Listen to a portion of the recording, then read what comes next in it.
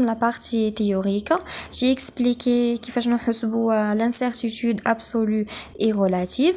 Donc راح نشوفوا directement l'expérience، راح نشوفوا la partie expérimentale.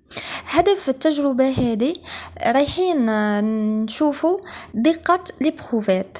On va vérifier l'exactitude de l'éprouvette graduée. Pour cela, on va faire une sorte de comparaison.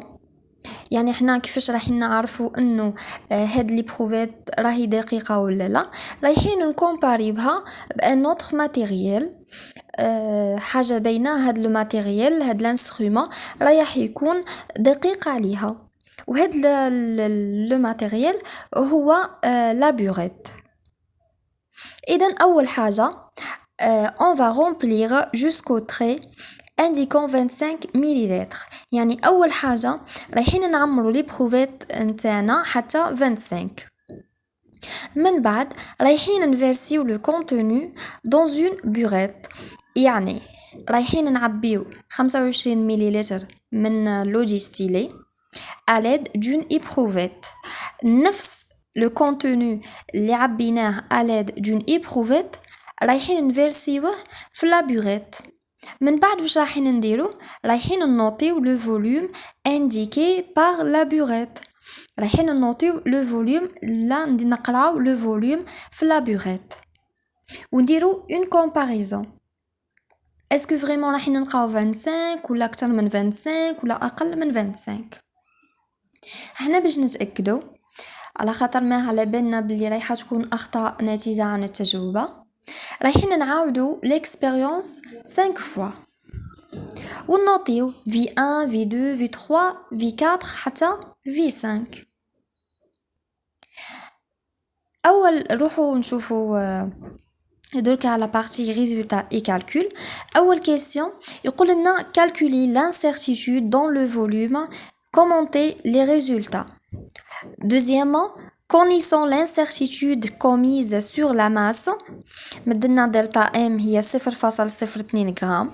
Calculer pour une solution de H3PO4 اللي هو l'acide phosphorique dont le volume est 25 ml, dont la masse de l'acide c'est 20 grammes.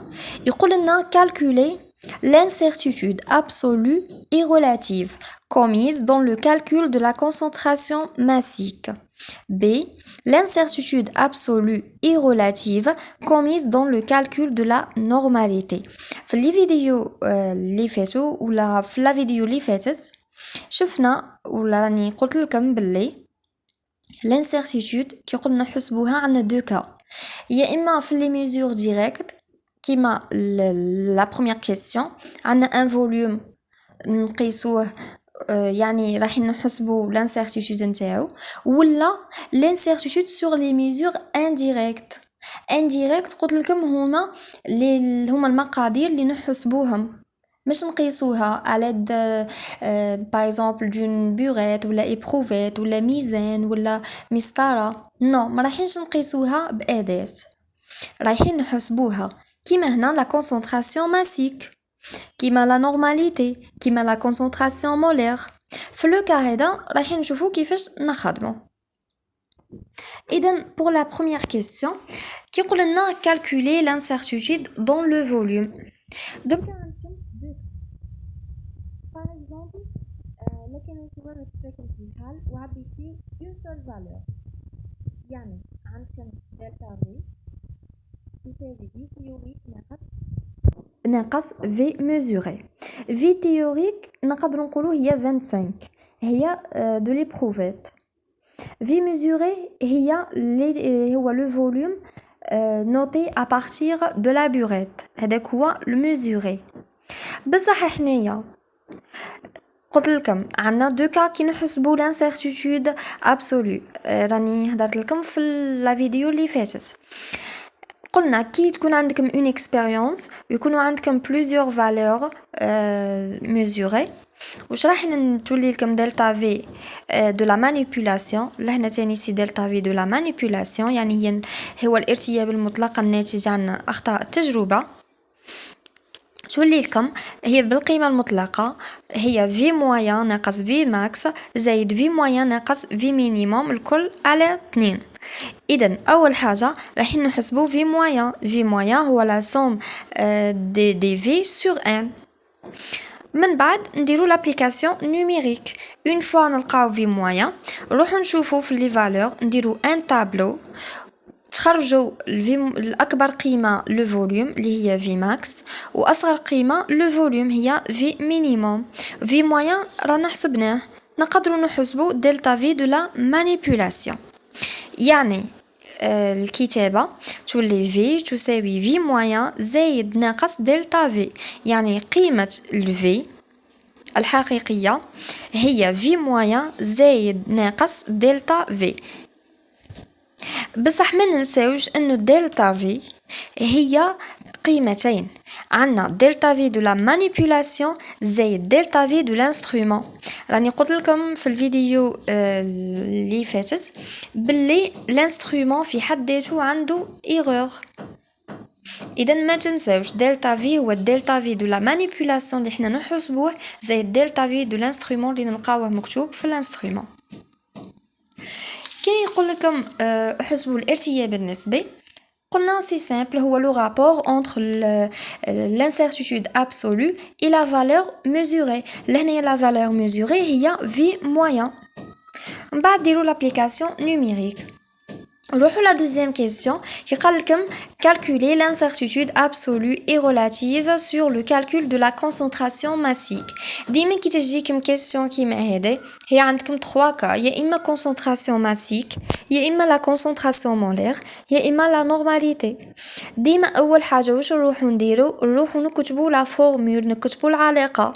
لهنا ندوموندي لكم لا concentration massique دونك نروحوا نكتبوا العلاقه de la concentration massique اللي هو التركيز الكتلي. عندنا سي ام هي ام على في. من بعد واش نروحوا نديروا نروحوا ندخلوا الالان على الطرفين الان سي ام من خواص الالان لهنا عندنا قسمان تولي الان ام ناقص الان في. من بعد نشتقوا ومن بعد عندكم الارتياب النسبي يعني الدلتا تولي لكم دلتا سي ام على سي ام تساوي دلتا ام على ام زائد دلتا في على في. عندكم لو موا لهنا اللي كان في الاشتقاق يولي ان بلس. اون فوا نلقاو الارتياب النسبي نقدروا نجبدوا الارتياب المطلق. الارتياب المطلق كي قلنا الارتياب النسبي هو لو رابور entre la plutôt l'incertitude absolue et والقيمة la valeur mesurée يعني هي دلتا سي ام على سي ام. ومنه الارتياب المطلق دلتا سي ام هو سي ام في دلتا ام على ام زائد دلتا في على في. اون فوا تخرجوا هاد لا فورمول نقدروا نديروا لابليكاسيون نوميريك. السي ام نقدروا نحسبوها هي ام على في. دلتا ام مدهنا دلتا في نقدروا نعبيوها باغ اكزومبل عبينا في دو 25 مليلتر عبيناه في باغ اكزومبل بأون إبروفيت. عندنا في الإبروفيت مكتوبة دلتا في نتاعنا قداه. كل انسترومون عنده دلتا في نتاعو. Troisièmement, l'incertitude absolue et relative sur la normalité. بنفس الطريقة رايحين نحلو هاد لا كيسيون. إذن أول حاجة رايحين نكتبو القانون سي ان هو زد في السي ام. من بعد واش رايحين نديرو رايحين ندخلو الان سي ان تساوي الان زد في الان سي ام. ومن بعد رايحين نديتايو عندكم السي ام نعوضوها بما يساويها هي ام على ام في في تولي لكم هي الان زد زائد الان ام ناقص الان ام ناقص الان في. كي نشتقو هذا عدد ثابت كي قلنا الزد هو عدد ثابت اذا يروح بالصفر. من بعد نقدروا نجبدوا الارتياب النسبي هو دلتا سي ان على سي ان تساوي دلتا ام على ام قلنا لو موا يولي بلس زائد دلتا ام على ام زائد دلتا في على في.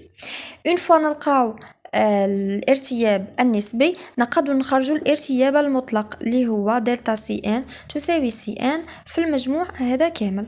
بعد نقدر نديروا لابليكاسيون نوميريك. بون عندكم دلتا ام على ام اي تروح للزيرو.